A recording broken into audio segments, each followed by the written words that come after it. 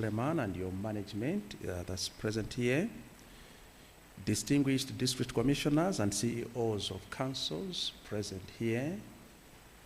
I saw one, Salima Nkadabe, those that are familiar. And I also see Tiolo, and a couple of them, yes, very good to see you. Miss Wezi Salima, MUUNI Fund team leader.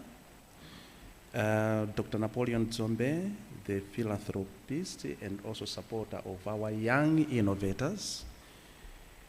My task this morning as the board chairperson for MACRA mentioned is very simple, and that's to fulfill the etiquette, the decorum of asking the Honorable Minister, our guest of honor, to address us.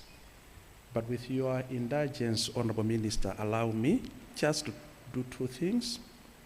Number one, to do some presentaries, and then secondly, just to mention one key issue from the ministry.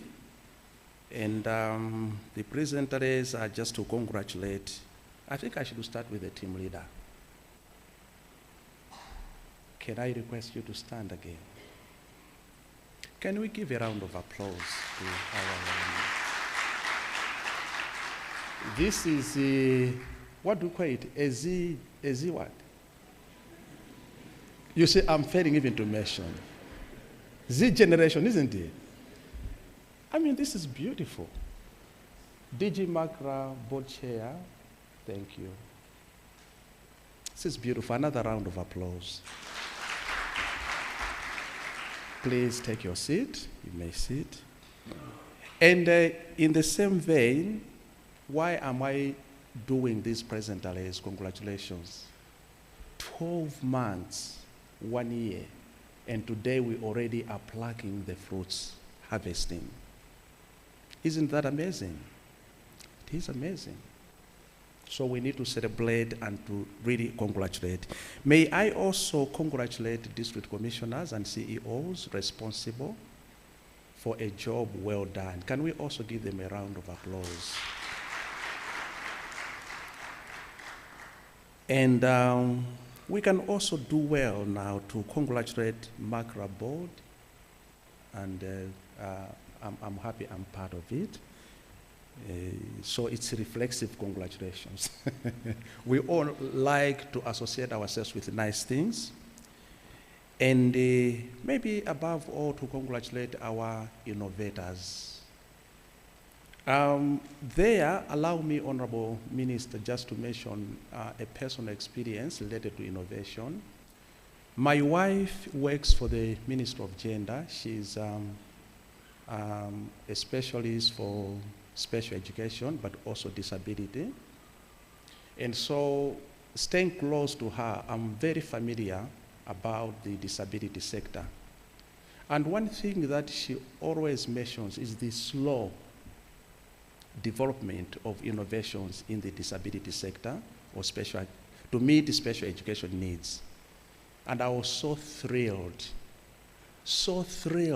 to see one of the pavilions where we went to, an innovation that simplifies, makes access to education, to learning and teaching by people with disability and impairments.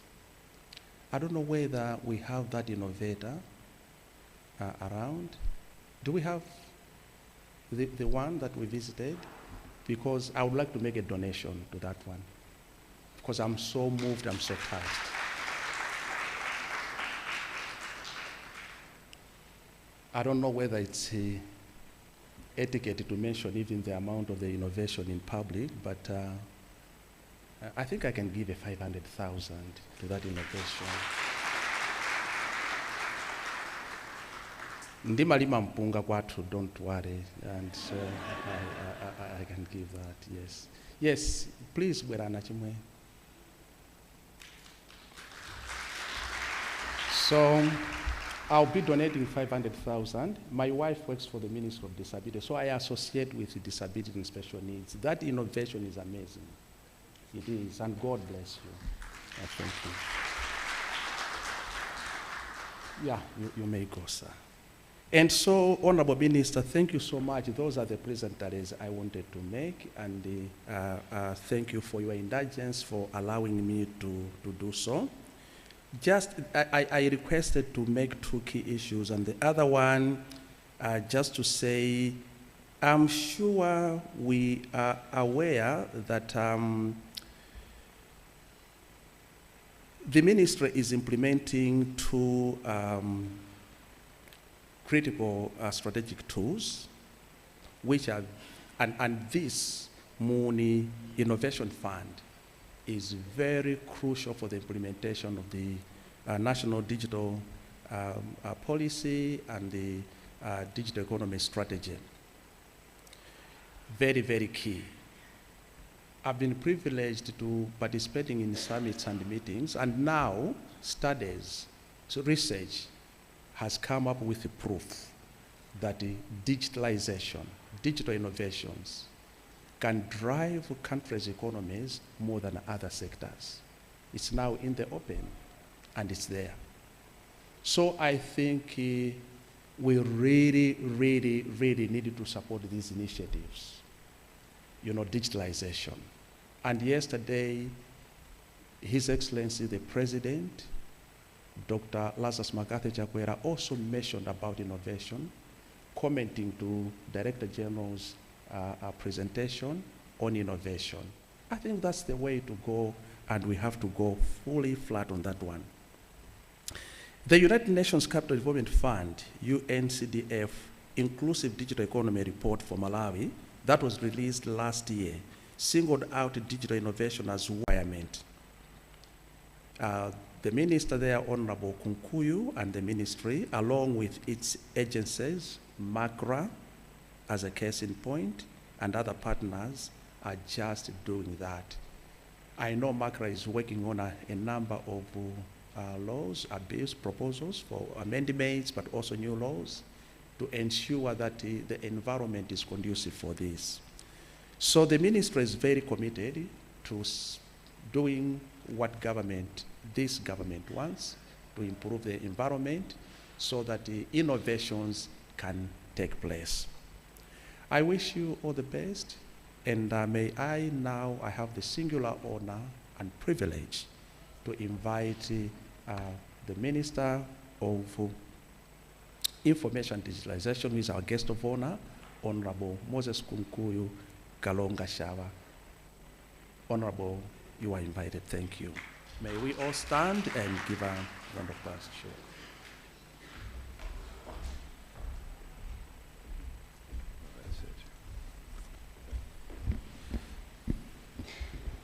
Good morning. Matukabanji. Aida tukas. Ajawa usungwana ujanarai milire ifura jira zochakuka. Ndio dabora aline somo imirire sinma bangana aho za kumonye.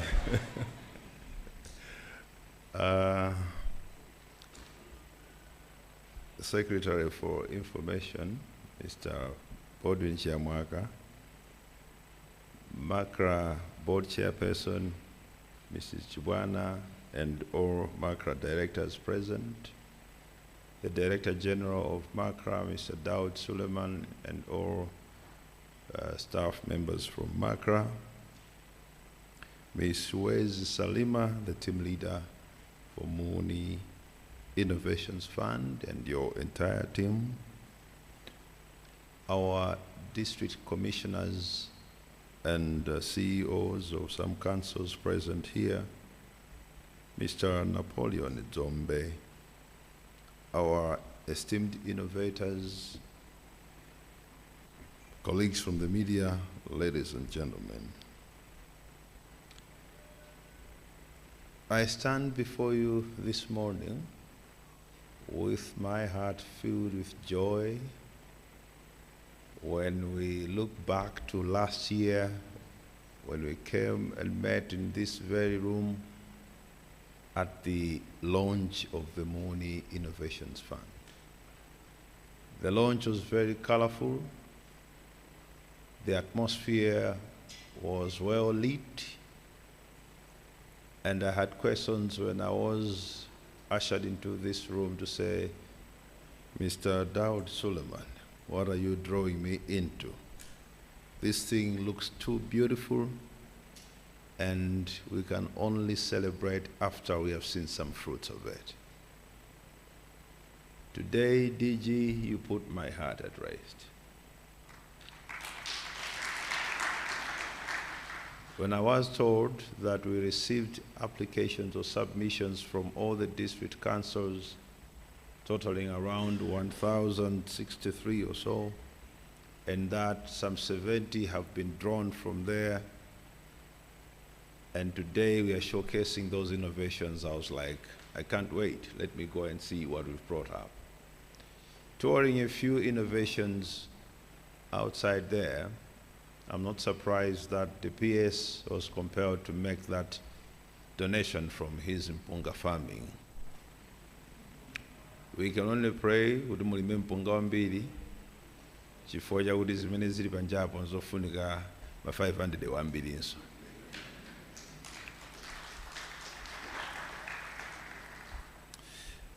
I am privileged to be heading a ministry that is spearheading Malawi towards a digital future. And as government, we strongly believe that leveraging ICT is the pathway to revolutionizing our economy, our country, and our lives. President Chakwera has said countless times that we have to embrace digitalization and innovation as the only way of leapfrogging to catch up with economies that have grown before us. And this belief is also ably envisaged in the Malawi 2063 agenda, as well as the National Digitalization Policy, and also the Malawi Digital Economy Strategy. Over the years, the world has seen a surge in technological advancement with the coming in of 5G technology that has brought about a pull effect in terms of demand of ICT services. Now, more than ever, people everywhere want to be connected. In this age of rapid technological advancement, countries like Malawi have no choice but to adapt to this paradigm shift or be swept over by countries that have chosen to embrace and utilize emerging digital technologies. In today's world, connectivity and technological advancements are the foundation blocks on which countries are building their economies. I strongly believe that MUUNI Fund is one way of capacitating young minds and giving them a platform to explore innovative and technologically driven solutions to the challenges that our country is facing. I believe that the 70 top innovators that are showcasing their innovations today are a true testament to the potential that our country has. It is clear that His Excellency Dr. Lazarus McCarthy Chakwera and his government consider digitization as a game changer in transforming our economy. As we heard, the government of Malawi is in the process of reviewing the Communications Act, the Electronic Transactions and Cybersecurity Act, and few other acts. The government is also at advanced stages of developing other digital laws that are in line with the international best practices. These draft bills are the e-transactions and e-commerce bill, the cybersecurity bill, the cyber crimes and e-evidence bill, and the digital innovation and entrepreneurship bill. Allow me to highlight that the Digital Innovation and Entrepreneurship Bill seeks to provide a framework for promoting entrepreneurship and digital innovation in Malawi.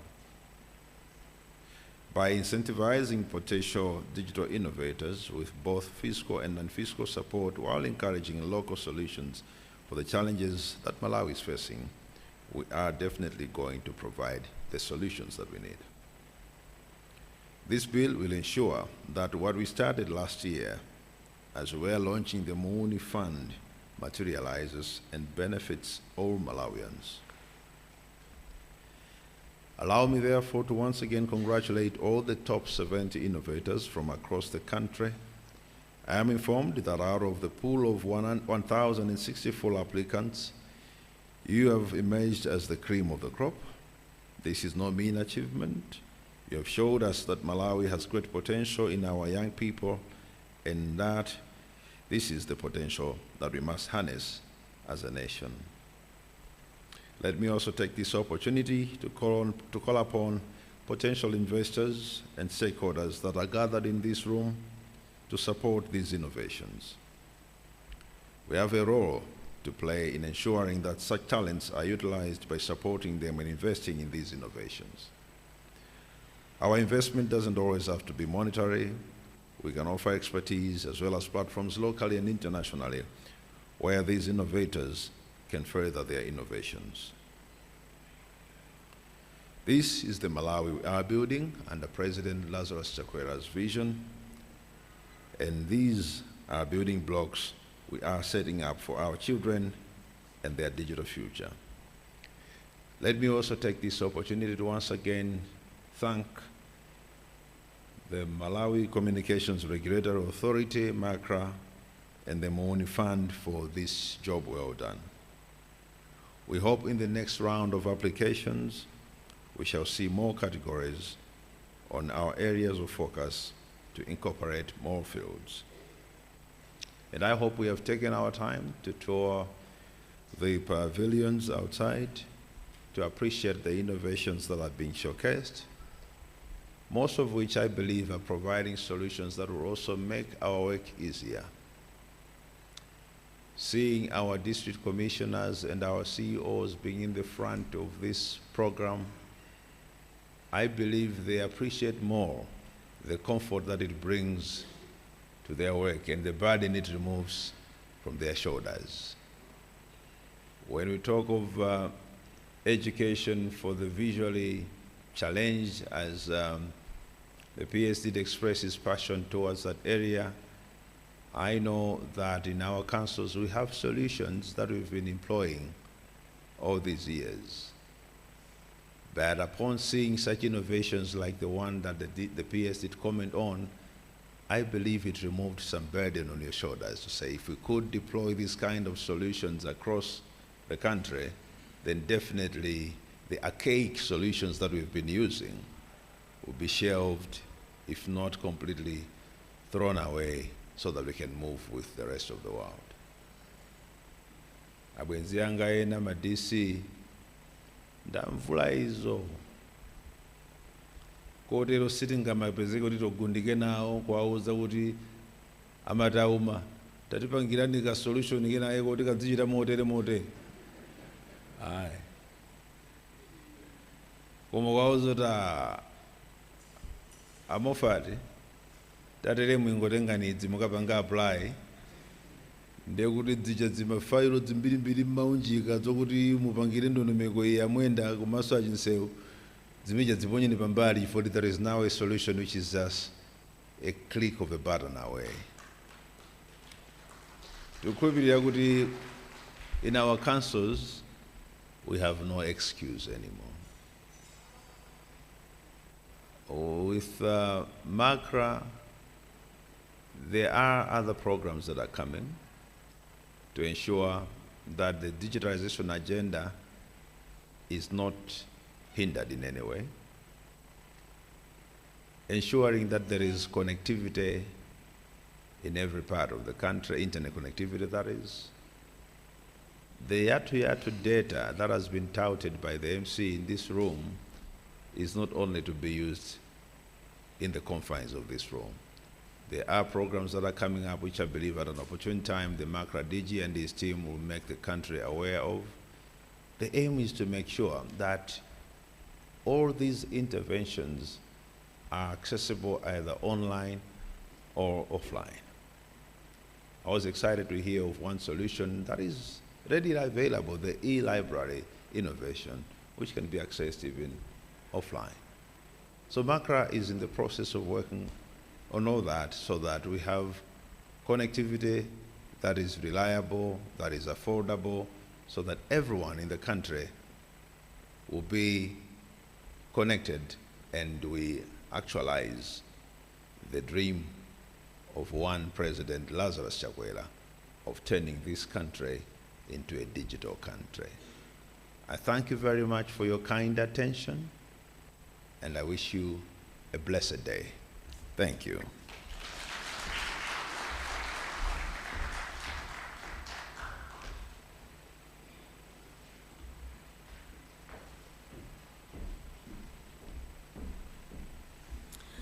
The Minister of Information and Digitalization there. Thank you very much for your remarks, Honorable Minister. We would now like to bring to the forefront a bit of a highlight on the innovations that we're speaking of this morning. Mwina sidi na beze mpata okwanira because antuoga mbojeza nao banja di antodi mukufuna kumvetsetsa kuti ma innovations awo ndodani kupeze kuti wakhalapo nthawi itali nde mwina ena mwaife sitinaone zina ndi zina zomwe achinyamata athu atibweretsera ndi ntchito zomwe akhala akugwira. So with that in mind, I would like to invite up to the podium. I think for us to move swiftly, I'll just have the three representatives who will be sharing on the innovations that have been displayed out there from the northern region, central region, and eastern region. With that, I'll have all three come up. Muka mutakhala pamenepa kuti wina akamaliza mudza yankhule munthu akamaliza kuyankhula or kupereka presentation yawo. So I'll invite up to the podium David Muleme, who is from the northern region, representing the northern region, and from the central region, Sarah Kudze, who will come up as well. From the eastern region, a representative, Natasha Kapuka. From the southern region, unfortunately, our representative was unable to make it, but all of the innovations are out there. Please give them a round of applause. Come up, take a seat. We'll start our highlights and the presentation showcase with David, who will give us a recap and a bit of an idea of what the northern region has brought to the table. So feel free to come up. When you're done, it'll be followed up by Sarah and Natasha.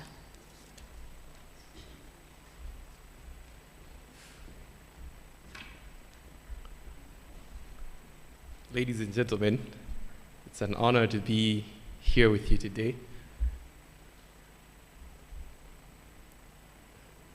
Earlier today, I was talking to my friend, explaining the innovation that I've come up with. And during my explanation, I gave her some facts. I told her that, did you know that district councils only collect 30% of the potential revenue that they could collect? And much to my surprise, I thought she'd say, that's under potential, that's underutilization of potential. But instead, she asked me, do you want district councils to charge more? To which I was shocked, because I thought that fact meant to her that the district council is collecting far less than they should, therefore, the rest of the burden that should be covered is being catered by only 30%. So let me try to make it easier to understand and make it seem like it is good news, because it is. Imagine with me right now that you're a landlord, you have an apartment complex, and your target is 100,000 a month, and you have 5 tenants. But of the 5, only 2 manage to pay their dues. That means 3 are slacking. And for you to reach your target, you might have to raise your rents up to 50,000 for you to reach your target. That means the tax burden of the rest of the 5 is being held up by only 2 people. And that is really what's happening when I say this fact, that only 30% of the potential revenue that could be collected is being collected by the district councils. Meaning, only 30% of the people are covering the rest of the bill that should be footed. According to a UN Habitat report, this 70% that isn't collected is due to, number one, tax incompliance, and two, lack of trust. Ladies and gentlemen, I am David Muleme, and I present to you the Makobidi Finance application.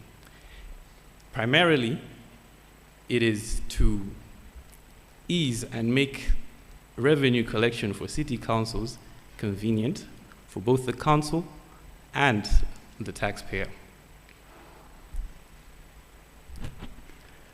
As it stands, let me give you a practical example. In 2020, it was said that Lilongwe City Council collected only 26% of what it could have collected. Meaning, if Lilongwe City Council collected 10 billion in that year, 40 billion, 30 billion was not collected, and that is a huge disparity. Makobidi Finance application is here to bridge that gap. It is here to make revenue collection, to allow people to be tax compliant, to make it convenient, to remove the hassle that surrounds the payment of your, let's say, city rates, your ground rates, and every other fee that local residents, that is due to local residents. Makobidi Finance, excuse me 1 minute.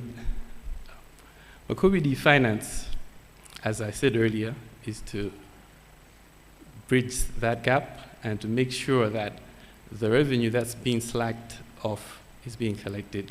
It is a convenient way of collecting funds, and it is, excuse me, can I have some time off, please? Okay.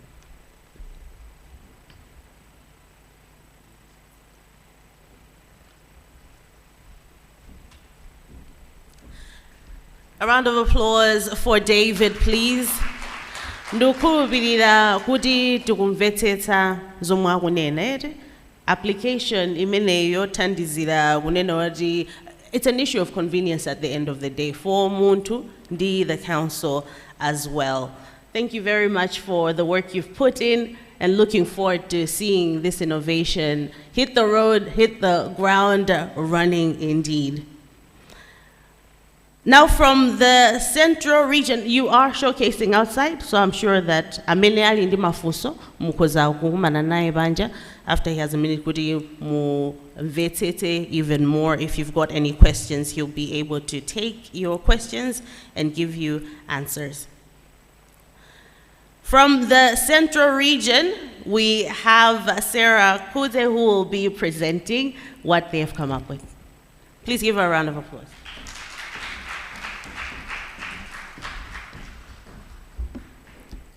All protocols observed.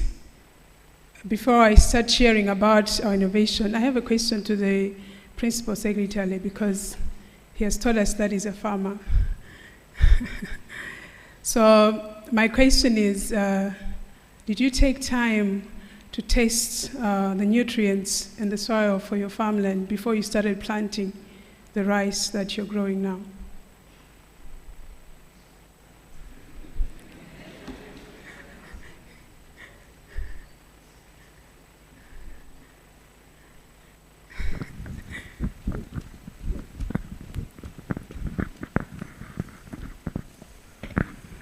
Oh my God, I wish I had not. I'm putting the spotlight. And yeah, but honestly, no. Just looking around and saying, mpungo koza kumera bas. Interesting. So I'd like you to imagine a world where farmers can precisely monitor, like real-time monitoring the soil nutrients and even the moisture, like from their devices, miles away from the farm, like 5 kilometers away from the farm. And you're able to monitor what is happening in the farm in terms of the moisture and the nutrients. And also imagine that you're able to go into the farm and then you test before you plant to say, this is how the soil is in terms of the soil health or soil conditions. That's a world of Internet of Things, and I'm glad that the DG talked about that. It's one of the emerging technologies, and it is really revolutionizing how we're doing things, and now that is about agriculture. And agriculture is a backbone of Malawi. We can all agree that I think much of our monies or funds we do get from agriculture, and we export a lot. So I'm here this morning to talk about the innovation that we came up with to help farmers like Mr. Chiamwaga and every farmer that is in this house, and even those aspiring farmers, so that we can monitor the soil health in our farmlands and make sure that we improve the crop yields. When you're talking about precision agriculture, can I have the presentation, please? So when you're talking about precision agriculture, this is all about the use of sensors that you can deploy in the farmland, and you're able to get data based on soil nutrients and other environmental parameters, the moisture, the temperatures, and all that. So we as young people with knowledge in engineering, software development, we thought it wise that I think we can come up with something that Malawians can use to help in testing the soil nutrients and even monitor what is happening in the soil to make sure that we enhance the crop production. So our innovation called the Soil Smart, we have come up with a device, and we are targeting both the mega farms and even those individuals that have smaller farms where you can just go and test the soil and have something like in terms of data of what is happening in the farmland, as I've said. So I want to talk about this device. And let me mention to you that if you look at the housing of this device, this was done here in Malawi. The 3D printing, the designing was done here. And I'm glad that we have a university where we can print this, and that's the Malawi University of Business and Applied Sciences. In the design studio, you can print this. So basically, we purchase the sensors, but the housing and coming up with a device, we use the devices in the design studio to come up with this device. So with this device, this is a handheld device.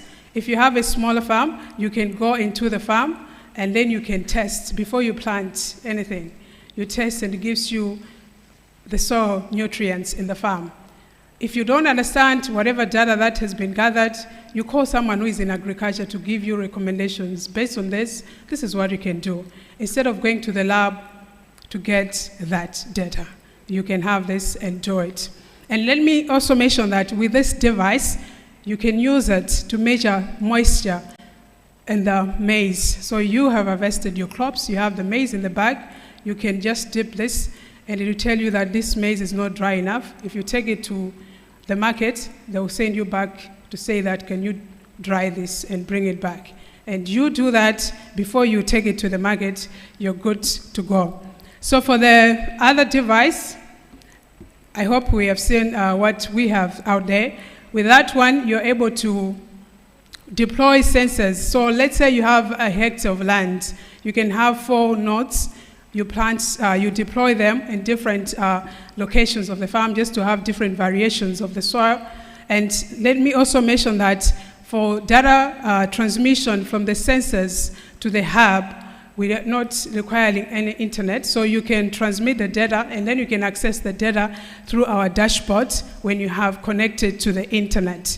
So with that device, you're able to collect different variations in terms of the soil nutrients from different locations in the hectare, and that will help you in terms of making decisions. And the other thing is that with this system, you can integrate it with automated irrigation. So for instance, the moisture, you configure to say, if the moisture gets to this level, let's start irrigating this farmland. And on the research part, we are glad that our team has members who are in the academia. So we're believing that we can have a feasibility study to check, to assess how viable is precision agriculture, because we're able to collect data that you can analyze the monthly data, the yearly data, and see how that can enhance our crop production. Otherwise, let me welcome you to this innovation, and together let's innovate agriculture for a sustainable future. Thank you.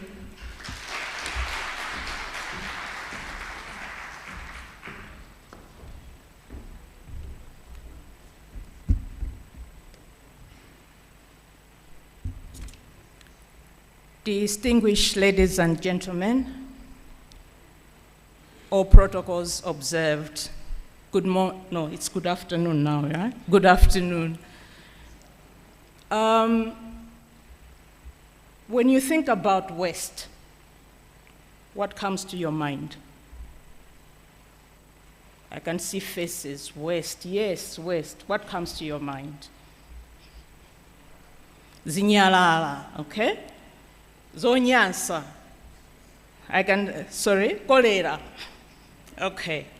Well, today, I want to excite you by talking about how artificial intelligence and Internet of Things can be used into a decentralized waste management system, and to turn that waste into an opportunity, because the benefits of recycling waste are limitless. Well, my name is Natasha Kapuka, and unlike my young fellows, me I'm BBC, born before computers, but because the issue of teamwork and working with young minds, we were able to come up with this solution that I'm presenting to you today. Africa produces around 125 million tons of waste, and only 4% of that waste is recycled. While in Malawi, only 95% of waste produced is recycled. And majority of this waste is organic waste. So when you look at our waste, majority of it being organic waste, what it does is when it's rotting, it's that smell that indeed is not kind to our noses and our eyes. While in Zomba, only it produces 52.57 of waste per day. And you can imagine what happens to this 52.507 of waste that is being produced on a daily basis. So I stand here today to present to you a solution that we, together with a team from Malawi University of Science and Technology, came up with in order to deal with this nuisance called waste. Our solution is an innovative, tech-driven platform that seeks to revolutionize waste recycling, as well as interface between informal waste reclaimers and the City Council in a user-friendly manner. This technology has two sides to it. The first platform, as you can see on the dashboard, our solution, the first platform is dealing with the person who has collected the waste. So when the person brings in the waste will be weighed, and once the waste has been weighed, it will give you a token to show how much that waste that has been weighed, how much it converts to amount of gas, that once that waste has been recycled, how much gas that waste would produce. The second part of the innovation is the integration of sensors in a biodigester. So the sensors in the biodigester monitors the amount of carbon dioxide and methane and moisture content that the waste, the next slide please. So there it's showing you the sensors that are measuring the gas that has been produced by the decentralized system. So this platform would provide users with features that will record the waste that is being recycled, but also provide real-time data to help City Council to know how much it's contributing to the reduction of national determinant goals for greenhouse gas emissions. Because the sensors will give you real-time data within the biodigester as to how much carbon dioxide is passing through them and how much methane is passing through them. So that dashboard is actually just showing you how much in this instance, it's showing 6% of the moisture content of that gas that passed through the sensors at that particular time, and then 25%, which is measured particles per million. So at that particular time when this data was captured, we had 25% of methane. So this methane is the one that is used for cooking. Due to population growth and urbanization, so you can see that's the waste that we are using to convert, using the biodigester to produce the biogas. And there it's actually showing you the women cooking using the biogas. This is a follow-up from a project called Piganimoganizira Chirengedwe. So as an enhancement to that project, we have added in the sensors so that we are able to know how much methane has been produced at that particular time and how much carbon dioxide has also been produced at that particular time. With that, we are actually mitigating pollution from two fronts. The first front, we are mitigating pollution from the waste that was supposed to decompose on its own, but then with this, we are now producing gas. On the second front, instead of these women using charcoal or firewood to cook, now they are using biogas to cook. So from the biodigesters, there are two byproducts that come out. We have biogas and bioslurry. The bioslurry is a very good organic fertilizer. So you can see on the other slide that those were like vegetables that we had planted and we are using the biofertilizer to grow them. The biofertilizer is good for most of the crops that you can think of. And due to population growth and urbanization, the total addressable market, depending on waste, is estimated at 5.2 billion according to Waste Management Market Report. So you can see that as city councils, this is an area where people can tap and generate revenue. What is the motivation for us to bring this solution? So our solution, among other things, is this solution reduces organic waste, and it also helps city councils to manage this menace we call solid organic waste. But also, it also would help city councils reduce the cost that they use to transport this waste to dump sites. And also, because when city councils can calculate the amount that they would use to install this solution and produce biogas and biofertilizer, that can also be sold. It can cover the initial costs of buying the biodigesters and installing them in the city councils. This solution is very viable because it's easy to install and it runs on various biodegradable materials. But also, when we look at the other reasons that we can benefit from this, it has economic impact because those people who are bringing in the waste, they'll be able to get a little something for their day-to-day living. On top of that, it also has environmental impact because as I mentioned, it's reducing the methane that is produced from the rotting waste. It's converted into a cooking gas. And because people are using biogas for cooking, that is also able to reduce deforestation. At the same time, the social impact, so we call this solution a triple bottom impact approach because it's addressing the environment, the economic impact, as well as the social impact.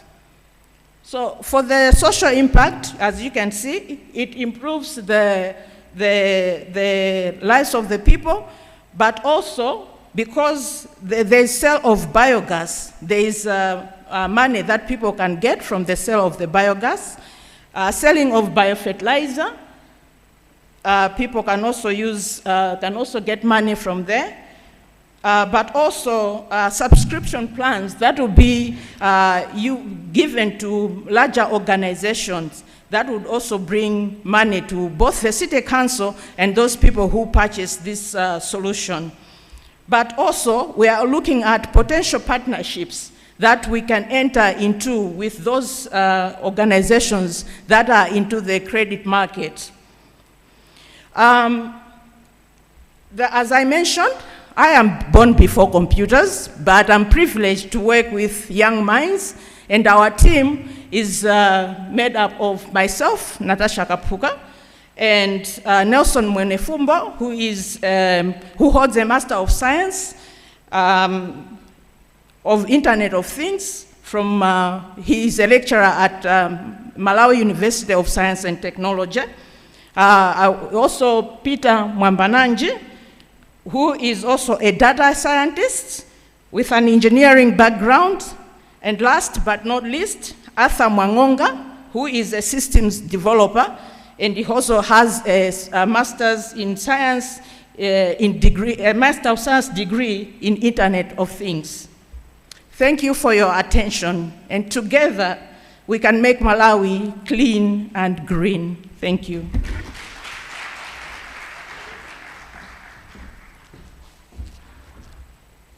Thank you, ladies. I'll ask that you take your seats. A round of applause for them, please. Well done, thank you.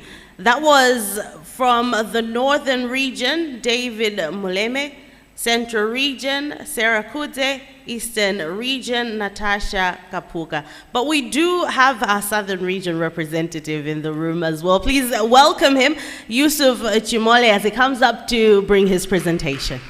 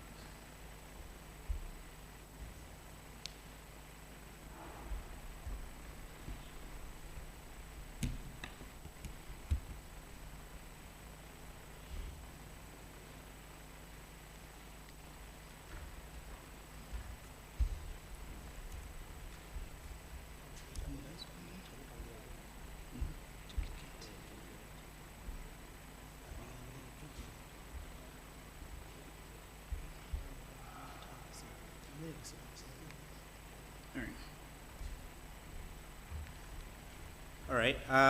Sorry, they mentioned that I wasn't here before. I was busy collecting revenue. I'm a revenue collector from the councils. So I'm here to talk about revenue collection in councils. It's a big problem. We all know that. We don't utilize, there is theft, there is low level of collection. There are so many ways on how councils can benefit and collect revenue. And also, issues to do with fraud are big that the councils need to resolve.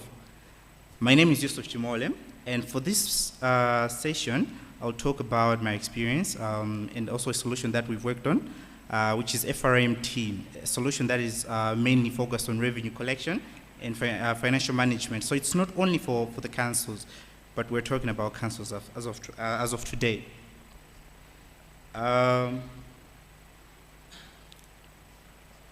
Yeah, so I'm from BICC, a tech startup that we registered in 2022. I won't bother you with much information on that. We can go to the next slide. The statement as well, no. I want to take you to the good part of where, go to the next slide as well. Yeah, so the system that we have, it's mainly used to collect a revenue by the councils. What happens is that we issue, it's a centralized system. We create a tenant for a council, and we allow citizens to also register on the platform.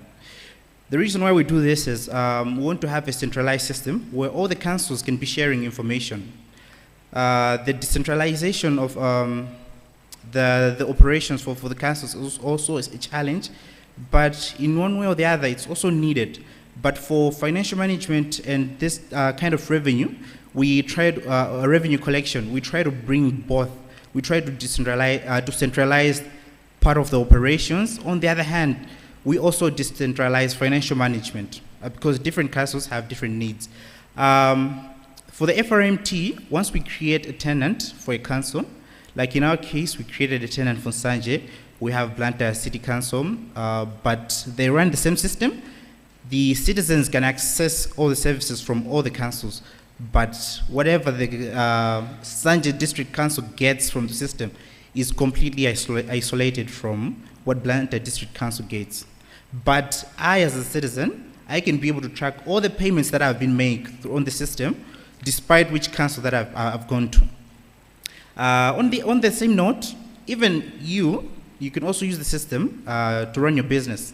So some business, they have agent-based businesses where, for example, I sell Sovala Mabel, and maybe I have 2 or 3 or 4 branches, but I need to track the payments that all my agents are doing. The system actually does help you with that, and you can completely isolate based on product, based on location. For example, you can have someone, like, for example, for a council, here in Lilongwe, you can have someone specifically collecting parking fees just within BICC, and another person collecting maybe rental fees within BICC. But this agent, once he or she logs into his portal, he will have access to all the transactions that this person has been making. And the other agent as well will also be able to see his or her own transactions. So you feel like you're on your own, you're running everything on your own. But from the end, from the council, they'll be able to see everything and also completely isolate all these processes. The way the system works in terms of revenue generation, there is a service, subscription revenue, where we can have the councils, you as business people, groups, village banks, and everything, all those kind of associations that can happen, that are there. They can create their portals within the platform. And based on subscription, we're able to generate revenue to maintain the system. On the other hand, we can also customize it to meet your needs. And supporting and training services, it's a big system, and looking forward to deploying, for example, to the whole nation. You would need to train people, experts that are willing to be masters of this system. On the other hand, updates and innovations, the system is designed in a way that you can add different modules on top of that based on the needs that are there.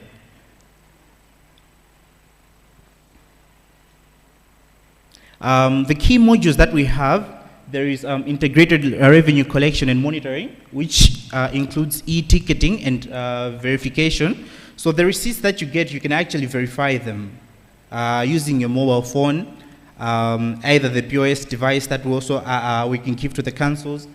There is also digital billing, where the councils can be sending invoices, automated invoices, to their people that they own the council. For example, city rates and everything that can be done within the system. And we're also looking forward to integrating with payment gateways. We've been testing with mobile money, Airtel and Bamba. It's working. But banks, not yet at the moment. On the other part, there is also financial management and taxation. So the councils, the businesses, we pay tax. The way we created this system is that you can be able to, the taxman can be able to see all the transactions that you've been making, as long as you give them the permission to do so, which I believe it is a right for them to do so. And it is our duty to remit taxes. There is also budget and expense tracking within the system, and business registry. So there is digital business registry. So for the councils, they can register all the businesses that are happening within their jurisdiction on the platform, and also be able to track date that these businesses owe to the councils. There is also property management. So the rates that are collected by the councils on property management, it's also within the system. Go to the next slide. Maybe I should just give you a quick demo of the pilot that we did in Sanje. Can you just go to the last slide for the sake of time?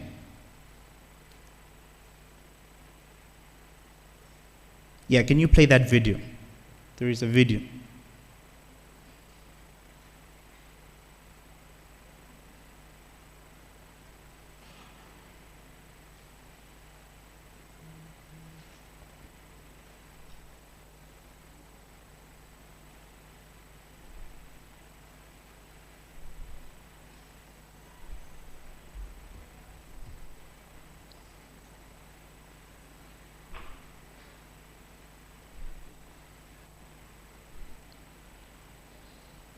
Right, you can just, the volume. So we have those devices that we use. You see, we're able to generate receipts that you can actually verify them just by scanning the QR code. And people might say, those devices are expensive, but it works even with these mere phones. I actually have a mobile thermal printer with me here. At the end of this, the minister has parked his car outside. I'll have to issue him a ticket. Yeah, he has to pay on that. Yeah, so even the dashboard, from wherever you are, you're able to trace and track in real time all the transactions that are happening within the system. So you can see there, we have a normal phone with a mobile thermal printer. But the idea is we want to shift from using paper receipts to digital receipts. So this system supports that. Even if you're not registered as a citizen on the platform, we're able to attach all your transactions to your national ID. And even if you were to register on the platform maybe 5 years later, you'll still be able to access all the transactions that were attached to your national ID. So we're using the national ID as the key unique identifier in the system. So, and on the other hand as well, the platform also supports geotagging all the transactions. For example, city rates, you would actually want these transactions to be geotagged. And that will actually help you to tell which areas are making more money and which areas need more investment or something like that. So like here we're in Sanje piloting. We're issuing these receipts to people in Sanje market. And they were happy with it. From the collectors, even the business people, they were very happy with it. This guy was saying that these solutions, they go to them mojedo. He was complaining, we need these systems, we need these solutions. And I feel like if we can expand this, if we can expand this kind of initiative to the nation, I think we will do really good at the end of the day. So I don't have much time. I just have to go and issue my ticket to the minister. Sorry for that.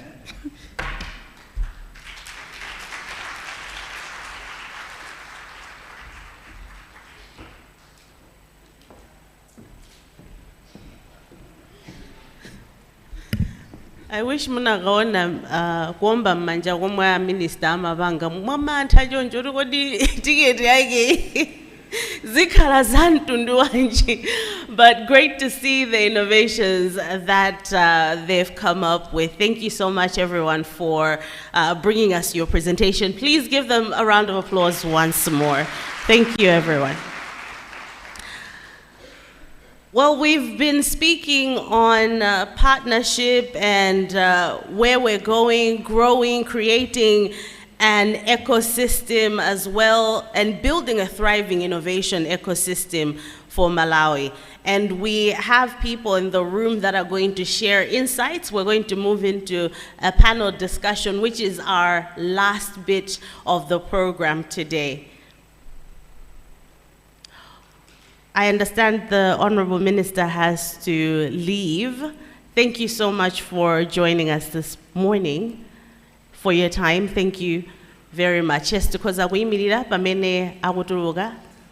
Tiketi jaugalipira no pamene. Kaya wabidagale banja muntu. He's still in here.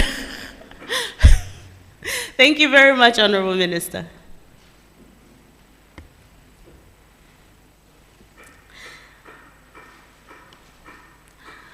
Thank you, everyone. So once again, fostering local innovations, building a thriving innovation ecosystem in Malawi. As you can see, there's a lot of investment, a lot of time, a lot of research that goes on for us to come to the place that we are today. It's taken a whole year, people thinking, creating, innovating, developing, getting feedback. So we want to hear from stakeholders, those that come in to bring all kinds of, whether it's an industry expert, investor, and other stakeholders that are involved in making such a move to be, for this to be something that's a reality, the innovation itself, for it to be developed and in the hands of the people, making a difference in their lives. So I'm going to invite a few people to come up onto the stage, and you will take a seat. I will start with Miss Esther Pale, an innovator, to come up and join us. I'll also ask for Mr. Candiero, MHub Project Manager, to come and join us on stage. Ms. Flora Shawa, Registrar General Representative, to join us. Dr. Napoleon Zombe to come up to the stage, joined by the Registrar General.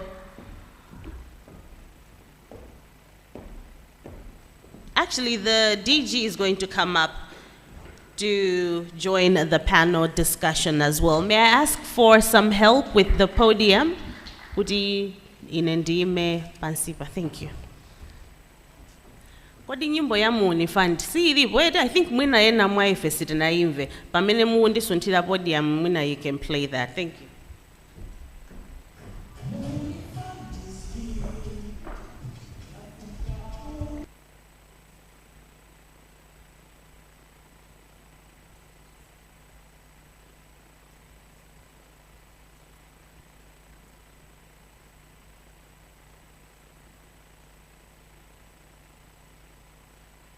Fund is here, Africa. MUUNI fund is here, Africa.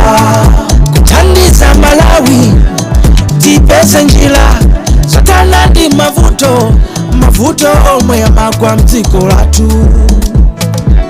Thank you very much. In the interest of time, we'll just delve into it. Joyamba mwina kuti tonse timvetsetse kuti tikamati innovation ecosystem zizunguzu khala zazikulu zikulu tikakhala malo ngati ano lomene anzathu amapanga present pena umazati kodi akutanthauza kuti chani anthu akuganiza ndeti mwina mutithandizeko with this one, Mr. Suleiman, kuti tikamati innovation ecosystem, what does that look like? What does that mean? Thank you very much. I think mchichewa maganizo athu amene timaona kuti titha kuwapanga kuti athandizire zinthu zina ndi zina amafunika kuti adzithandizikanso maganizo podzera mu njira zina ndi zina monga malamulo akhalepo ndi cholinga chakuti anthu asakubere maganizo ako. Chachiwiri chakuti munthu amene ali ndi luso komanso amene ali ndi kuthekera kuti atha kupanga chinthu adzitha kupeza mwayi woti atha kuthandizika kudzera mu kupeza makobidi woti agwiritse ntchito pokulitsa chiganizo chimene ali nacho chija. Kachitatu ndikakuti chiganizo chake chija chikakulitsidwa chikamati chikalowa kumalo amalonda kapena chiganizo chija chikalowa kumalo kuti anthu ena ndi ena abwerepo athandizire, ndipofunikira kuti munthu amene uja azunguliridwe ndi anthu amene amamvetsetsa kuti kuyendetsa business zimayenda bwanji, kukhala pa ntchito ndi anthu zimakhala bwanji, komanso nkhani zina ngati kulipira misonkho kodi umatani, komanso mabuku ako umenera kuti udzalemba motani, cholinga chakuti abungwe la MRA asadzabwere pambuyo pano kudzakuthamangira pa khosi pako. Ndiye kuti zonsezi zichitike muona kuti pali magawo angapo osiyanasiyana amene akuyenera kuti akhalepo. Chachikulu nchakuti mwini ganizo uja atetezedwe, mwini chiganizo uja, mwini amene wayambitsa chinthu chija akhale pakati pa chimpwirikiti chonsechi chimene chikuchitikachi. Koma chachikulu nchakuti zonsezi zikamachitika anthu ena ndi ena aja amene akubwera kudzathandizira adzibwera kudzathandizira mwadongosolo, adzibwera kudzathandizira ndi cholinga chakuti chiganizo chija chikule. Ndi anthu amene akubwera kudzathandizira ndi osiyanasiyana. Pali anthu ena amabungwe aboma amene akubwera kudzathandizira, pali anthu ena amene akugwira ntchito ku makampani oyima paokha amene akubwera kudzathandizira, pali anthu enanso amene akugwira ali ongofuna kwabwino amene atha kupereka ndalama zawo. Koma anthu aja amapereka ndalama zawo kwa anthu amene ali ndi maganizo, tionetsetse kuti ndalama zimene zija sikuti zingopita kuti zikuonongeka kapena munthu wina akangozitenga ndalama ziyozika mtumba mwake, koma ndalama zimeneja zigwire ntchito yoti ithirire ganizo limene chakuti ganizo lija likule tidzabale zipatso zake. Ndiye muchizungu chifake chinthu chimenechi chimatchedwa kuti innovation ecosystem. Chichewa chake titonena kuti kulumikizana kwa anthu ambiri kuti abwere ncholinga chakuti maganizo a Chimalawi taathirire, talongosole, ndi cholinga chakuti zipatso zake zibadwe m'Malawi muno ndipo tizikolole m'Malawi muno ndipo tizitha kuwerengera kuti kodi m'Malawi muno tabereka zipatso zanji kuchokera ku maganizo anthu angati pakutha pa chaka. Zikomo kwambiri. Pa nkhani yomwe tikukambirana mmawa kukamba kuti pali anthu ambirimbiri amene akubwera, and we're looking at innovation, creating the ecosystem that we're talking about, which MACRA has made sure that you are truly investing in that space. Mwina mungotilongosolera koso pang'ono about the current trends in tech industry that startups need to be aware of. Because when we look at technology in general, it's moving fast, and we've got to move as quick as everyone else is for us to be able to keep up. So what are some of those trends? Zikomo kwambiri. Monga mene lonse tikudziwira kuti tikati internet ndiye kuti dziko lonse lapansi labwera pamalo pamodzi, pachizungu amati global village, ndoti tonse tikukhala mudzi umodzi. Ndiye zimene zikuchitika kwambiri kumayiko akunjaku nzakuti zinthu zimene zikumatchedwa kuti artificial intelligence. Artificial intelligence nchichewa chake titotanthauzira kuti mamakina kumatha kudziganizira paokha ndi kumagwira ntchito zosiyanasiyana paokha. Komanso kuli nkhani ina imene kutchuka kwambiri imene kumatchedwa kuti internet of things. Nchichewa chake titonena kuti zinthu zosiyanasiyana kumatha kulumikiza kupita pa internet, komanso zinthu zosiyanasiyanazi zipangizo zosiyanasiyana kumatha kulankhulana mwaokha. Komano gawo lachitatu limene latchuka kwambiri kunjaku ndi limene likumatchedwa kuti cyber security. Chifukwa chakuti tonse talumikizana, tonse tabwera pamalo amodzi, kukumana kumeneku kwaloleranso kuti anthu aumbanda, anthu oganiza mosayenga bwinobwino mutu mwawo kuti apezeraponso mwayi. Chifukwa chakuti tsopano atha kukhala munthu ali ku Russia koma atha kupeza kuti akutha kugwira makompyuta aku Malawi, munthu amene atha kuwazimitsa makompyuta aku Malawi, munthu amene atha kupanga chipongwe pa mafoni aku Malawi. Ndiye chiopsezo chimenechi chabwera chifukwa chakuti tonse tafika pa malo amodzi amene akutchedwa internet, ndiye kunjaku kuli demand yayikulu. Anthu akufuna kwambiri wani, anthu aukadaulo amene atha kuthandizira kuti zoyipa zimene zitha machitika pa internet zichepe, makampani amene atha kupanga ziganizo kapena zida zimene titha kugwiritsa ntchito kuti tidziteteze ngati munthu, ngati kampani kapena ngati boma, kuti tikapita pa internet tidziteteze motani. Komanso kunjakuso kuliso chipulikiti chimene choti anthu akufuna kuti makina ambirimbiri alumikize ku internet of things. Munthu adzitha kukhala kuti ali ku ofesi koma ndithu kuyuza kuka yake ya kunyumba kuti yambe kuphika sima. Akamakafika kunyumba kuja kukafika kuti kuka ija yamaliza kuphika sima, zonse zikutheka.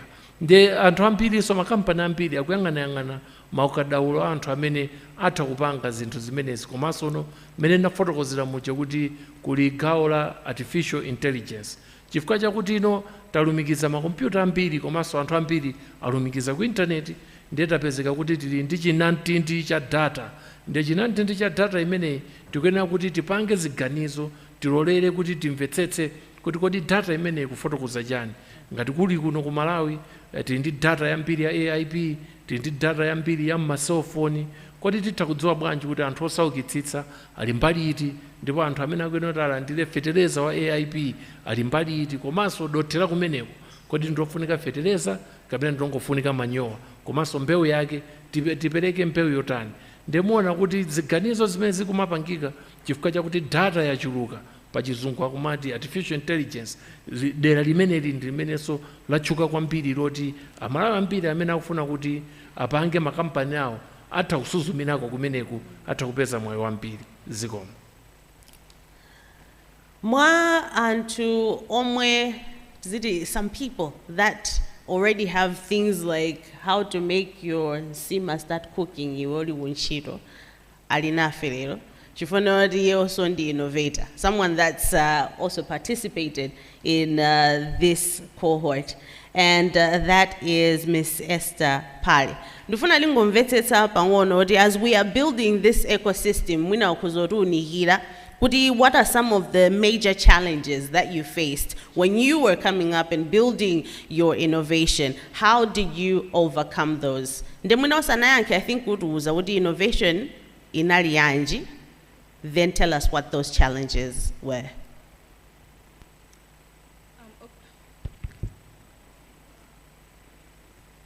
Thank you so much. Thank you so much. On behalf of my team, because I have a team, so on behalf of the team, I am actually very much honored to be here and actually stay on the stage with prominent people. So as an innovator, as well as a software developer, our innovation actually mainly based on agriculture, where, like the MD has said, we used emerging technologies, for example, AI, to help farmers make informed decisions when it comes to the type of crops they need to plant, as well as managing pests, as well as diseases in the field. So to answer your question, what are the major challenges that we actually faced when developing the innovation? What I would actually say was, like Dr. Suleiman has said, that when you're dealing with artificial intelligence, it actually involves processing a lot of data. So one of the major challenges that I can actually pinpoint was actually working with unstructured data, because we had to actually work with different people in the council, especially different people from different fields. So the motivation there behind it was, how can we take this unstructured data for us to actually give us the informed decisions when it comes to dealing with giving us what we actually want. So how we as a team overcame that was actually working with smallholder farmers, you know. So in developing of a solution in this instance, you have to really work with the farmers, because you're trying to come up with something that they will be involved, so they would be in the right position in order to give us what they really want. So in the process of research, as well as gathering the right requirements, we had to make sure that we actually get an overview from the farmer's point of view. So based on what we were given from the farmers, we are able to actually work with artificial intelligence in order for us to actually give us what they really want. And in turn, it turned out to be a success. those actually people that came to our booth were actually able to demonstrate how we used artificial intelligence, for example, detecting diseases in particular crops, and how, because of the research, because of the knowledge that we actually got from the farmers, we are able to come up with such type of innovation. Thank you. Thank you very much. I would like to take us back to something that the DG shared. Kunena wati pali muntu makhala ndi ganizo. Ganizo lako olo idea yako umafuna kuti uyiteteze. And I'm sure this may have been a challenge that you may have faced in terms of the questions that you were getting even from the innovators. Kuti, how are you going to protect our ideas? How are you going to be able to, how will we preserve it? Because ownership is key. An idea in itself is something that is owned by someone. So I want us to go and look at the issues surrounding IP. And this one is for Ms. Flora Shawa. Can you explain the different types of IP protection available for tech startups? And mwina so ungorongo sola kuti mwina ngati tukuponya na pena pake kuti tikamati IP tikuti chani?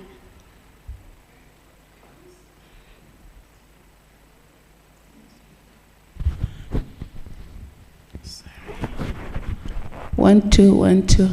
Okay, once again, my name is Flora Shawa Pakurantanda. I work for the Department of Registrar General, which is also the Intellectual Property Office. We have 3 branches, one in Blantyre, one in LILONGWE, and one in Nzuzu. So what is IP?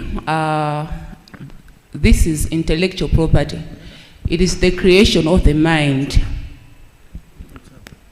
Like inventors, innovators, the ideas that they create, they have to be protected. That is IP.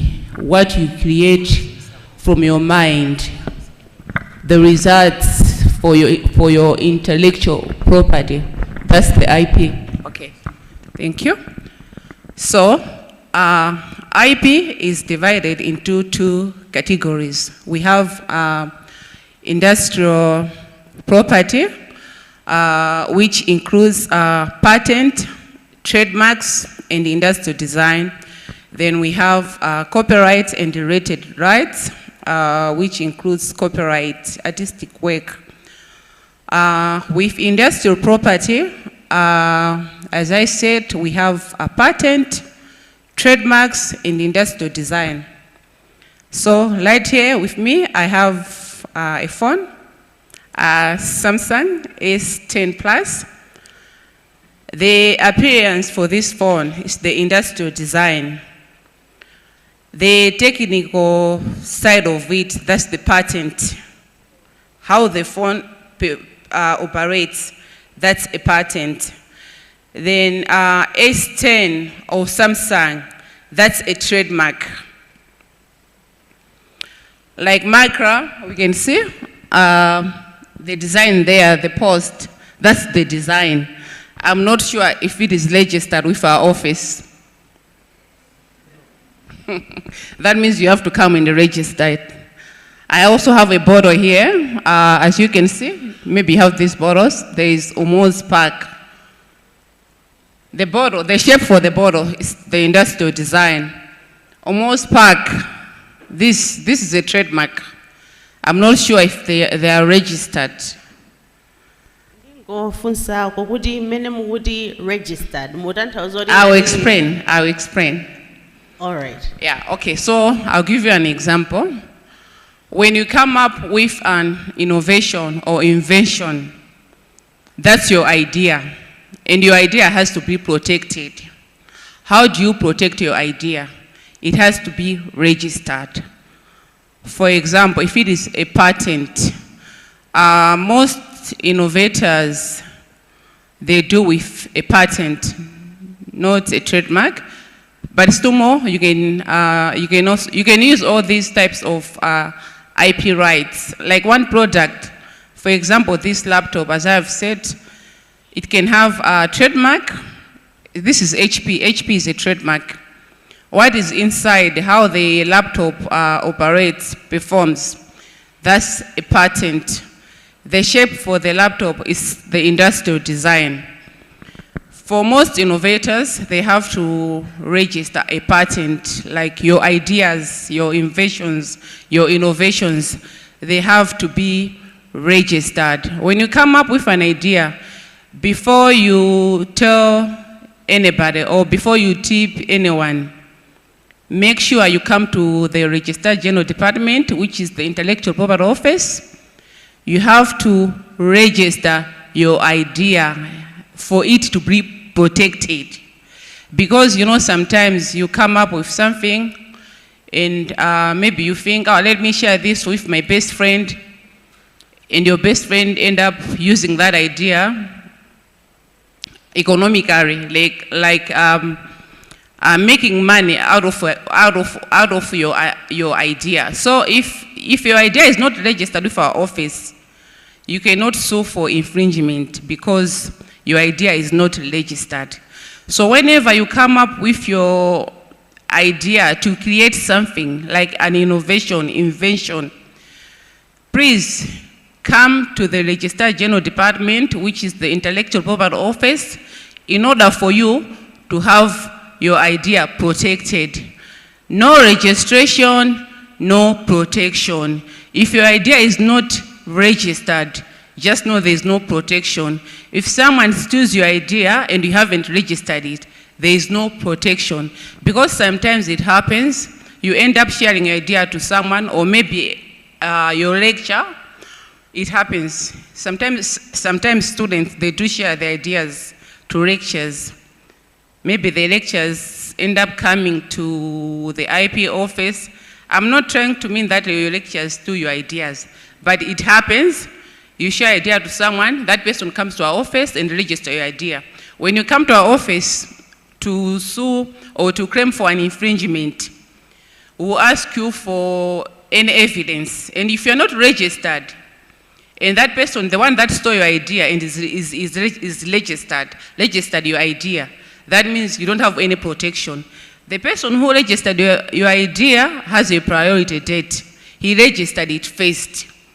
So whenever you come up, I'm insisting, because there is lack of intellectual property awareness. Many people do not know that after having an invention or innovation or creation, they are not aware that they have to register their ideas. You have to register your idea for you to be protected. Patent, what is a patent? A patent is a technical solution to a problem. We have heard the previous speakers, they came up with innovations to find a solution to a problem. So when you come up with an innovation, you have to apply for a patent. You have to register for your idea. It has to be registered. After registration, we give you a certificate. So in terms of, when somebody infringes on your idea or innovation, you are able to sue. You are able to claim. You are able to come to our office. You are able to go to court because your idea is protected. No registration, no protection.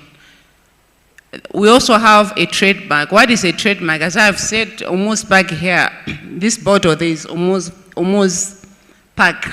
I'm not sure if this almost pack, this is a brand, it's a trademark. I'm not sure if it is registered. It has to be registered so that when somebody infringes on this brand, you are able to sue. So we have Coca-Cola. Coca-Cola is a trademark. Samsung, HP, Techno, those are trademarks. The shape, the outside of like this laptop, the appearance, the outside is the industrial design. So one product, you can have a patent, you can have a trademark, you can have industrial design. Once again, when you come up with your idea, any innovation, whether you're a student or you're a business person or you're working under someone, when you come up with an idea, please do visit Department of Registrar General. We have 3 branches in Branta, Fatima Market Building, in LILONGWE, is it Packard Building, and in Nzuzo. I don't know if I can continue. That's adequate, unless there's more you wanted to share. No. Awesome. On the question, there are challenges, so I don't know if I can proceed. Yes, I think we're okay for now. I may come back to you with another question. Thank you. Now, when we're talking about innovation, we're looking beyond having ideas, just ideas. We want ideas to make money. We want to have ideas that will create jobs. That's what we're looking for solutions that are market ready as well. So now we're going to look at having insight on the importance of having a strong business model and being strategic with the ideas that we have, which is something that we noticed during this cycle, having people come in and then still go beyond just the idea, but where are we going? Can we generate an income from these great ideas? If we're going to register an idea, it might as well make us some money, right? So that's something that's key. So this is for Mr. Candiero. Please give us some insights on that. The importance of having strong business model, strategic planning for success when it comes to having this idea and moving beyond that. Thank you for that. I would start by saying there's several areas that we look at when we're talking about a strong strategic planning or even a business model, right? When it comes to that, firstly, it provides a foundation for growth. One of the things that we want to look at in terms of an entrepreneur is for them to grow. And how does that work? It's that if you have a strong business model, it can help you outline the value that you're bringing to your customers, firstly. Secondly, also the value that you're bringing to your company itself. If you noticed the entrepreneurs that you met outside, when they were explaining their target market, the cost structures that they have, the revenue streams they're trying to create, you would actually see that these were really strong business models. At the same time, we're also looking at strategic planning to say it gives you a competitive edge, where now you are continuously doing your marketing research, improving on your business model, and you're being ahead of even your peers within that market. At the same time, it's also providing attracting investors, right? As we saw an example here, one of the entrepreneurs were able to come and clearly state on their business model, and an investor was able to invest right there and then. So a strong business model and also strategic planning provides that foundation for you to actually grow as an entrepreneur. Yeah. Do you find that a lot of times they are, because you're working with MHub and I'm sure you're always interacting with ideas, what is the challenge there in terms of people having the idea, but then thinking the idea can go beyond an idea? Where is the cutoff? What is the hurdle there? Firstly, I would say it's access to funding. As much as I've seen like innovators here that have come up with an idea, but one of the things I think as hubs we've been looking into is gaining that access to funding for entrepreneurs. The resource helps them to actually grow within their market, and that also helps them in terms of any other innovations that they're trying to bring in. So access to funding is one of the crucial aspects that we've seen to be very important or a challenge for entrepreneurs within the Malawi sector. So for example, as MHub, we've been able to fund over 1 million USD, but that is just a fraction of those that have applied within our programs. Secondly, I would say specifically for the tech sector, in terms of entrepreneurs can be able to come up with these innovations. However, the issue is now the market penetration. To say, for example, I think the Director General yesterday spoke on at the forum, at the DOGF forum. He spoke about 14 million registered SIM cards in Malawi. But out of that 14 million, only 1 million of those SIM cards are smartphones, right? So if you look at that statistic as well, if you're an entrepreneur and you're trying to access that market, there's a lot of competition there. So that is also a challenge even when entrepreneurs are trying to scale. The market itself is very competitive. I thank you for bringing us back to that. I think sometimes our ideas are so big that we still need funding. We still need partnership for us to get to where we need to go. And I think that's great to see that even today there was the reality of that. Cholinga choti toseta bwera limodzi ndi mmene zachitikira lero linditu. Kuti anthu anali ndi idea, koma idea imeneyo akwanitsanso kuti apeze investor for us to be able to move on. Ndingofusano Dzombe, Dr. Dzombe, thank you for joining us. Nkhani ya ma investor. Inuyo mukakhala nkuona kuti yes, muntu ali ndi idea yabwino. So speaking from an investor's point of view, what factors do you look at when deciding to invest in an innovation, an idea? Generally, what are these things that stand out for you that we need to look out for so that we are ahead of the game when we're coming and we are investor ready?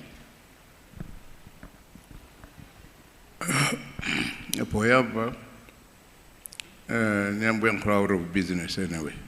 Yes. Yeah, I think I'd like to salute our young men who have been giving us their presentation, and I was very impressed and moved. But all presentations have been made in English. While most business people, they cannot speak English, but they have big money. So how can they buy those ideas? So I think first and foremost, I should say, the majority of our business community, they have never been to school. So what our innovators were showing here, those are, I don't have a word to express what these guys are doing. They are doing a wonderful job, of which it can take us very far as a country. But the money men has not, they cannot understand what they were talking about. So let me go back to business. Chimene timaona ife, chachikulu timaona kuti kodi fundo imene atulutsa kapena maganizo amene abwera nawo kodi mpafupi kuyagulitsa kapena ayi. Ndiye tsopano mmene waona kuti maganizo yoti utapita nawo pamsika nopanga katundu ya anthu akhoza kugula, ndikuti umaona kuti pamenepo utayikapo ndalama zako, ndikuti ndalama zako zikhoza zabwerera. Chachiwiri nchakuti kodi maganizo amene wabwera nawowa kuti ukwaniritse zimene zofunika zichitikezo zikhuzolowa ndalama zingati. Ndiye tikaona kuti pakhuzolowa ndalama zambiri, ndiye tsopano mamboona mthumba mwako kuti tikhozokwaniritsa kupanga chimene uyu ali kuganiza, ndipo tikaona kuti sitingathe, ndikuti tsopano mepo zimativuta. Kotero anthu ambiri nthawi zina amalepheraso kuchita invest mu maganizo ya anthu, chifukwa nthawi zambiri ukati ukhale nawo anyamatawo kuti I will be supporting you. Ndiye kumene oyenda pamene okhala maganizo ra basi, ndoti maganizo anga achonibera, ndoti maganizo anga achonibera. So zinthu za mtundu mewo ndi umaona kuti ine mulede ni big business of which I make big money, So I wanted to support this young man chifukwa cha ideas yake abwino.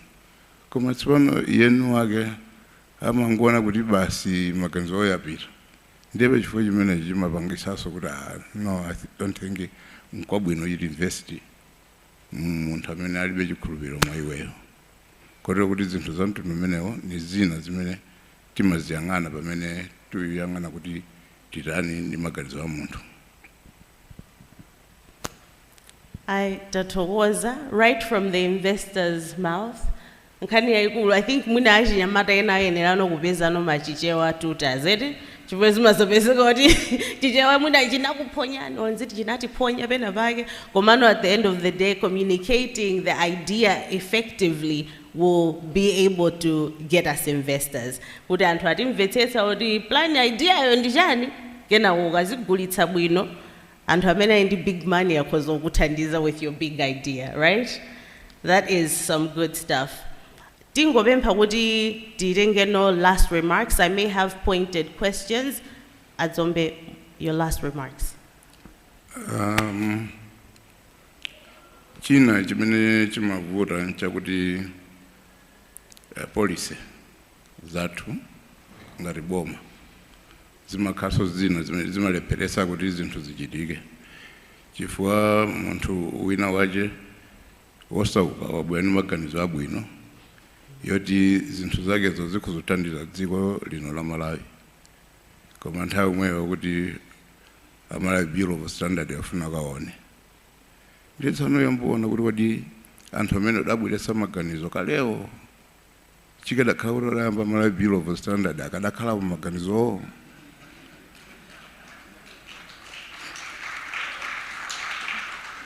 chifukwa iwo omakhala ni system imene munthu aliyamba lero koma afuna akafike ma standard ayina amene ndamba 1977.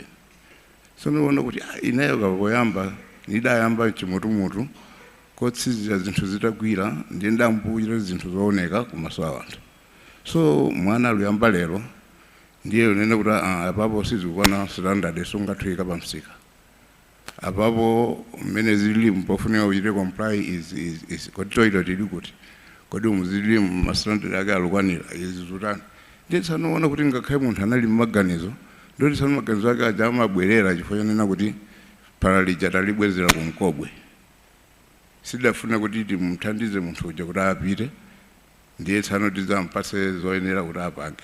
So zinthu ngati za mtundu umene nkhupirira zitati zoyang'anidwaso kuti amene ali maganizo abwino opitirire kuchita maganizo awo monga amene kufunikira nkuwapatsa grace period kuti pa nthawi iyi yokhozachita mosaukira momwemo. Koma tsopano zikadzafika ma levels ena ndiye tsano amene makhala kuti apapo to zinafuna mastandard yake muzitere kotero zitatero mwina zikhuzotithandiza kuti anyamata athu achite bwino.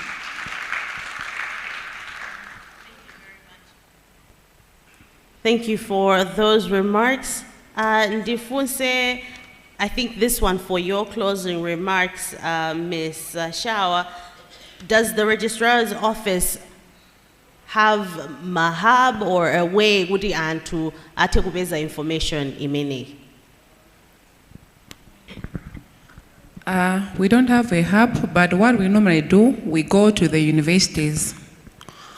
So we have been like Tomas, Mobas, Luana, University of Malawi. So we do go to these universities to have like a workshop, like awareness on intellectual property.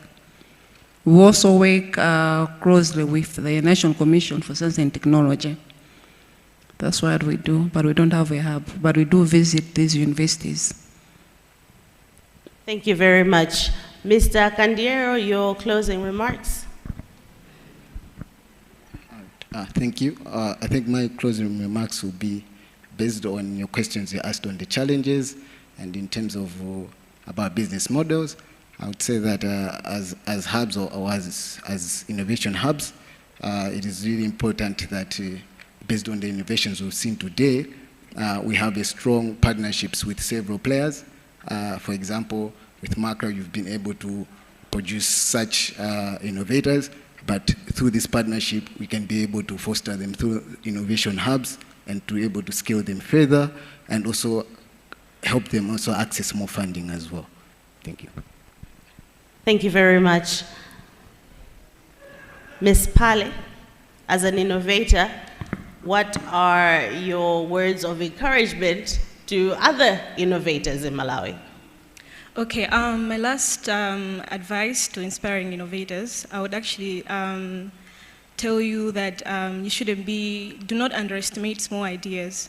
You know, when I was starting, I was actually, I did something similar in my undergrad for my project, you know. At first, it scared me, you know, because we had to use artificial intelligence, and by that time, it was something that was just emerging. And it scared me because I didn't know if I was actually going to really implement something like that, you know. But then I kept heads on, you know, and I found people that actually really helped me, even people from different schools, you know. I reached out to them, I reached out to industries as well to actually get an overview of how I can actually bring this idea to life. So what I would actually tell you is don't be afraid to start, even if it's something that is small. You just have to believe in yourself to actually really, there are resources out there, you know. MUUNI Fund gave us the platform to actually be able to showcase something like this, you know. So if you are an inspiring innovator, don't be afraid, seek help, be vulnerable enough to ask for help, and because of that, you can actually be able to bring your idea to life. Thank you. Thank you very much.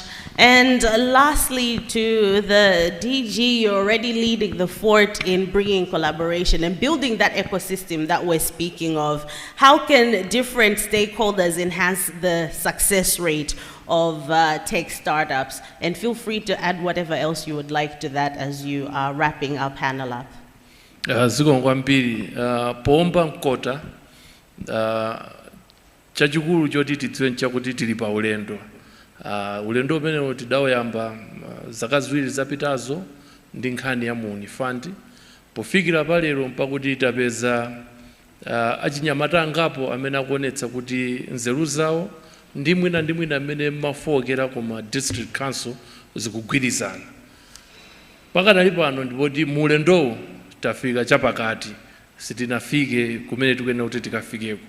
Mbali imene yatsala ndi yakuti wani, ife ngati amakra nkhani yotchedwa MUUNI Fund tikuyenera kuti tiyike pamwamba. Poyika pamwambapo tikuyenera kuti tiyambitse kampani imene itatchedwe MUUNI Fund. Kampani imene tikayika pa Malawi Stock Exchange. Tukayika pa Malawi Stock Exchange chifukwa chakuti pali misika iwiri pa Stock Exchange. Pali nsika umene umatchedwa main stock market, ndi palinso nsika wina umene umatchedwa alternative stock market. MUUNI Fund tikayipanga register tupita pa alternative stock market ndicho linga chakuti makampani amene 20 atchulidwa aja, ma idea 20 atchulidwa aja akufuna ndalama, ndicho linga chakuti apite pa nsika. Ndalama zimenezo tikufuna kuti amalawi ambiri athe kupanga nawo makampani amene kuti abwere agule mashare, abweretse ndalama ngati kapitolo, ndicho linga chakuti makampani amene aja ziganizo zimene zija zikule zipite patsogolo. So pali njira ziwiri zimene titagwiritse ntchito. Choyambira nchakuti tipitiriza ndi mmene MUUNI Fund ilili. Chachiwiri ndi lamulo la nyuwani limene tikupanga lija limene likutchedwa Digital Innovation and Entrepreneurship, limene likulozeraso mbali imeneyo.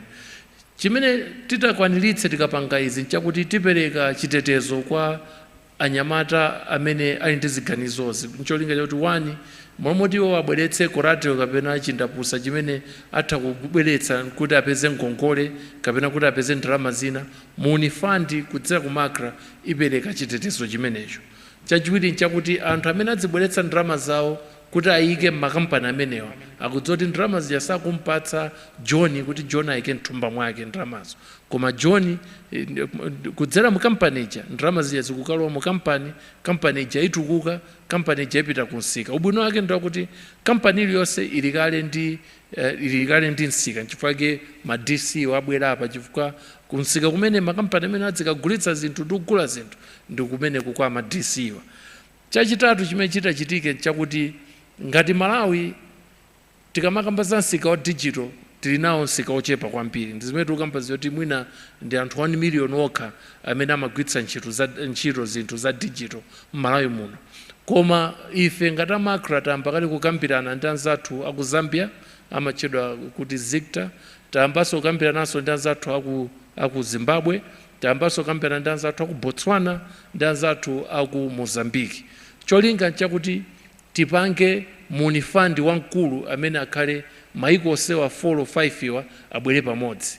Cholinga chake nchakuti ife ngati Malawi tikakapo $1 million, Zambia bwetsanso $1 million, Zimbabwe, Botswana, Mozambique tikhala ndi $5 million imene makampani amene adutsa ngati 20 adutsa aja athano kufika kuti nyamata wina mwamona amakamba zoti atha kuphunzitsa anthu osaona ku Malawi kuno, mwinanso ku Zambia ndi vuto limene, mwinanso ku Mozambique ndi vuto limene, mwinanso ku Botswana ndi vuto limene. Koma Malawi akafika bwanji ku Botswana, akafikira bwanji ku Mozambique? Ndi chifukwa yake ma regulators amakampani amaiko amenewa, Malawi, Mozambique, Botswana, Zimbabwe ndi Mozambique, tubwera pamodzi kuti tiyike ndalama zathu pamodzi, titsekule kampani yaikulu imene itapange kuti nkhani za sub-Saharan Africa innovation ndi support to technology startups tiyithandizire, tiyipatse moto, ndi cholinga chakuti maganizo athu amene ali achimalawi, anyamata amene athenso kutsekula makampani awo m'maiko mwina. Komano kuti atsekule makampani amene m'maiko ena akuyena kuti adzere mu njira zina zake. Ndi ife tikupita patsogolo kukalambula njira zimenezi, ndi cholinga chakuti maganizo athu achimalawi, zochitika zathu zachimalawi ndithu zipezeke kuti zili m'maiko ena. Ndi awa ndi masomphenya amene tili nawo ku Makra. Izi ndi zimene zitachitika kuchokera pano ndi miyezi 10 ndi iwiri kubwera kutsogoloyi, cholinga chakuti tiyike ndithu chigalimoto chokhazikika choti chitengere maganizo athu kuchokera pa munthu mmodzi kukafikira ku maiko ambiri. So in English we would say that we would want to get the Malawian idea out of Malawi into the rest of Africa via a special purpose vehicle that we are constructing through a collaboration between a number of regulators. Already we are in advanced talks between Malawi, Zambia, Botswana, Zimbabwe and Mozambique to aggregate our innovation funds and to set up at least about $5 million worth of an entity. And the target is to also list that on the Johannesburg Stock Exchange, which means that all these companies that we are pulling through as MUUNI fund at Makra level, already at the moment they graduate from Makra, they now have an Africa stage with which they can showcase and attack the African market. In so doing, we are now exposing our innovators to a wider market, because in Malawi the digital market is about 1 million, but if you pull together Malawi, Mozambique, Zimbabwe, Botswana and Zambia, you're now looking at a potential market of about 90 million people. Now with 90 million people, you have enough scale and you have enough mass that you can pull through. So from MUUNI, in the next 1 year, this is what you should expect us to achieve before we can go back to start calling for the next level, for the next cycle of ideas, because we would want to have one full leg from A to Z, so that when we call for innovations, someone should be able to aspire and see the Malawian idea that has gone all the way to the Johannesburg Stock Exchange and is actually being implemented in Botswana. That is the vision and that is the goal that we're striving for. Thank you very much. Getting the Malawian idea out of Malawi, which is how MUUNI Fund comes in. I would like to thank all of our panelists this morning, afternoon now. Thank you for your insights. And once again, our topic for this was startups, tech startups and innovation ecosystem, building thriving innovation ecosystems, and of course, getting insights from our experts. With that, ndipemphe kuti muimilile, dijambulitse, kenako after chithunzi chimenechi ndiziyitanaso anthu enaso kuti tingopangiratu za zithunzi zonse, and then we'll move on to closing our session. Yafika, MUUNI Fund is here. Yafika, Taniza Malawi, tipeze njila, zotana ndi mavuto. mavuto kuza dziko latu. Awuti musegerere, thank you. MUUNI Fund is here. Africa. MUUNI Fund is here. Ndibempe Miss Wezi nditi yanu kuti nanuso you should come up on stage please. Sotanandi mavuto omwe amagwa mdziko latu. Ngati ali pafupi, I know your people are very busy. Achinyamata yabwerera inu wogwira ntchito yabwerera inu amasuku. May I have the evaluators amene alipo kuti nanuso mubwere tijambulitse limodzi. Mmene timanenera muja ma ideas iwa amaperekedwa ndipo there was a pitch program where anthu amalongosola. There are innovators, please come up. The evaluators, please come up. I see that the rest of the MUUNI team is here. My evaluators, inali ntchito yayikulu kwambiri kumva my ideas from 70 people. Kuthandiziraponso maganizo kuti yayi mukhoza kuchita improve munjira yotani my ideas anu. Thank you for all of the hard work, for your insights as well. Yabwerera inu amasuku yabwerera inu amalawi tonse yabwerera ife taniza Malawi. Can I ask for the innovators to come and join the picture? I'm sure we can have. Now I'm trying to think how we're going to fit everyone on stage. Maybe we can do it outside. Okay. Yes, Banja? Fantastic. All right, thank you very much. Taniza Malawi, tipeze njila, sotanandi mavuto kuza dziko latu. Madela za ulimi, kunkhani za umoyo, zokuza tundalama, ntchito za mabanki, nkhani za maphunziro. Maso ma computer.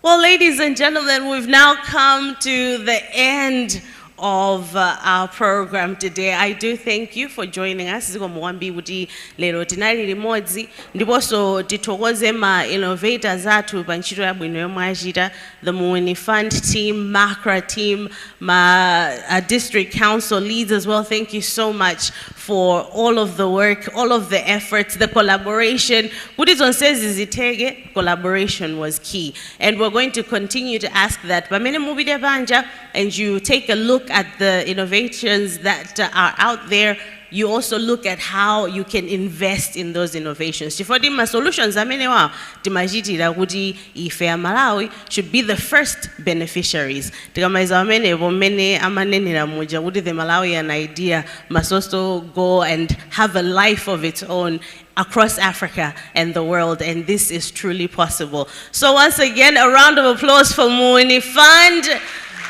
the innovators, all of the work. Congratulations once again. Please be sure to follow the Facebook page MUUNI Fund because they will be giving more details when the next call will be in for the applications. And we're looking for new faces for sure, new ideas, and for us to be able to achieve our greatest dream, that Malawi that we want. We have it in our heads and we can actually make it a reality. So thank you everyone for coming. My name is Ruth Kulaisi. We're going to have another picture opportunity outside after, oh, right now? Yes, okay, so we're all going to head out, take a group photo, especially for the innovators and our leads as well. Because it's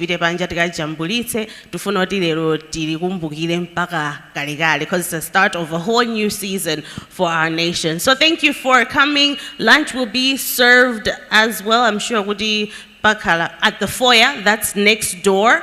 Komwe tipite kuti tikadye kumeneko koma tithandizira numa kuponi ndizina zotero koma tothokozeni kuti tinali limodzi lero dzina langa ndi Ruth Kulaisi. Let's go have a chat outside. Let's look at the innovations. Let's think, create, develop, innovate and develop. Yes? Fantastic. Tsiku labwino kwa inu nonse. MUUNI Fund is here.